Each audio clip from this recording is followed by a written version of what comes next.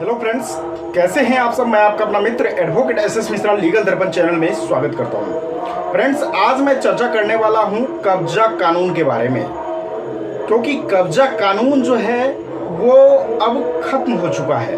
खत्म किस तरीके से हुआ है, इस पे मैं आज डिस्कस करने वाला हूं। तो वीडियो को स्किप मत कीजिएगा, वीडियो को लास्ट तक देखिएगा और वीडियो देखने के बाद अच्छा लगे तो हर बार की तरह इस बार भी आप लोगों से एक ही रिक्वेस्ट है कि चैनल को ज़्यादा से ज़्यादा सब्सक्राइब कीजिएगा, वीडियो को ज़्यादा से ज़्यादा लाइक और शेयर कीजिएगा। आइए फ्रेंड्स जानते हैं। फ्रेंड्स, सबसे पहले जानते हैं कि प्रॉपर्टी कितने प्रकार के होते हैं। प्रॉपर्टी दो प्रकार के होते हैं, एंसेस्ट्रल प्रॉपर्टी और जो अपने कमाई से आदमी खुद खरीदा हुआ संपत्ति रहता है वो संपत्ति, यानी स्वार्जित संपत्ति और पैतृक संपत्ति। पैतृक संपत्ति वो संपत्ति होते हैं जो हमारे 4 पीढ़ी से पूर्वजों से आता जा रहा है, वो संपत्ति पैतृक संपत्ति होते हैं। और जो हम अपने खुद की कमाई से खरीदे हुए संपत्ति है उस संपत्ति को हम अपने द्वारा अर्जित संपत्ति यानी स्वार्जित संपत्ति कहते हैं।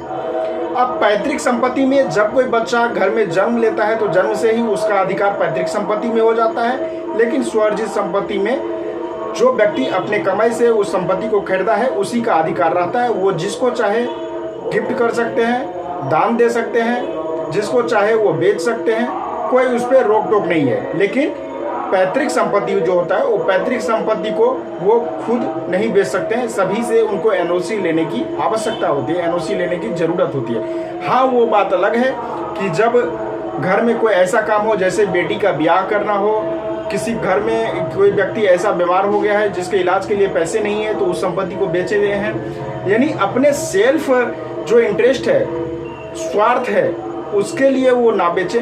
बाकी जो घर के जो फैमिली के लिए कोई हित के लिए कार्य हो तो उसके लिए वो बेच सकते हैं। अब आइए जानते हैं कि कब्जा कानून। आप लोगों को पता होगा कि किसी भी संपत्ति पर यदि कोई व्यक्ति 12 साल से कब्जा किया हुआ है, यानी प्राइवेट संपत्ति जो है उस पर 12 साल और सरकारी संपत्ति पर 20 साल से कब्जा किया हुआ है, तो उस व्यक्ति का लोग बोलता है कि उस पर अधिकार बन जाता है। तो जी हाँ, कानून ऐसा है कि एडवर्स पोजेशन का वो क्लेम कर सकता है, एडवर्स पोजेशन के लिए वो सूट फाइल कर सकता है। लेकिन एडवर्स पोजेशन भी कब उस पर लागू होगा?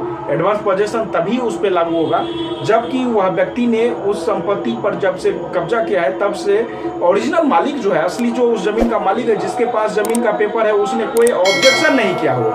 यदि वह व्यक्ति कोई ऑब्जेक्शन किया हुआ है तो उस संपत्ति का पे एडवर्स पोजीशन लागू नहीं होगा, क्योंकि बीच बीच में वो रोक टोक करता है कि यह संपत्ति मेरा है, यह संपत्ति मुझे दे दो, मेरे पास इस जमीन का कागज है। वो थाना जाते हैं, कोर्ट जाते हैं, समाज में बैठते हैं, पंच को बुलाते हैं, लेकिन जो कब्जाधारी है वो एन के प्रकारन बल बुद्धि विवेक पैसा पैरवी का प्रयोग करके उस संपत्ति पर कब्जा बनाए हुआ है।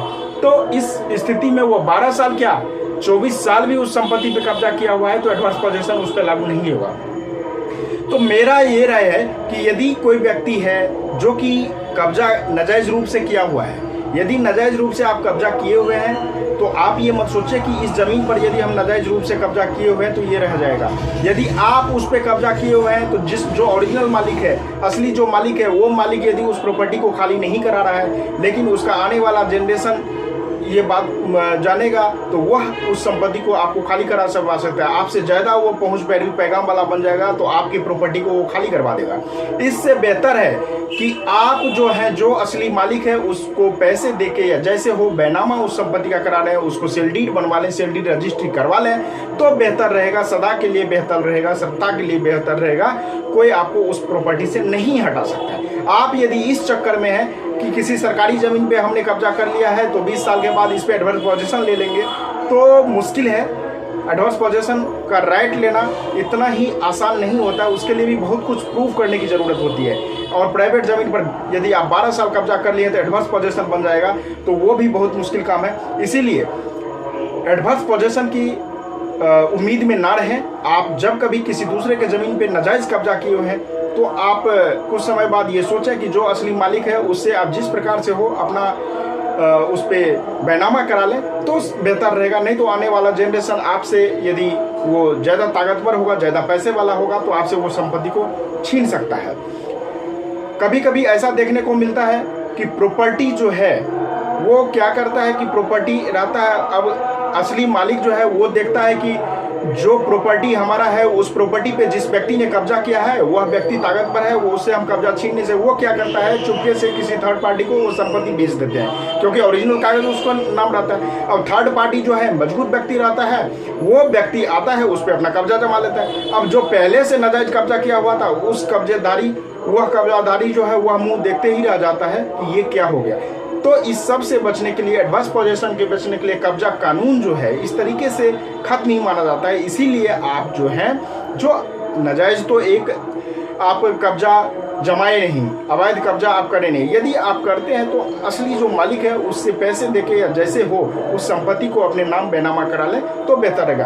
फ्रेंड्स, जानकारी कैसा लगा आप मुझे कमेंट करके जरूर बताना। कोई कन्फ्यूजन हो तो स्क्रीन पे दिए गए नंबर पे आप कॉल बुक करके मुझसे बात कर सकते हैं। आज तक के लिए इतना ही, फिर मिलते हैं नेक्स्ट वीडियो में, तब तक के लिए धन्यवाद।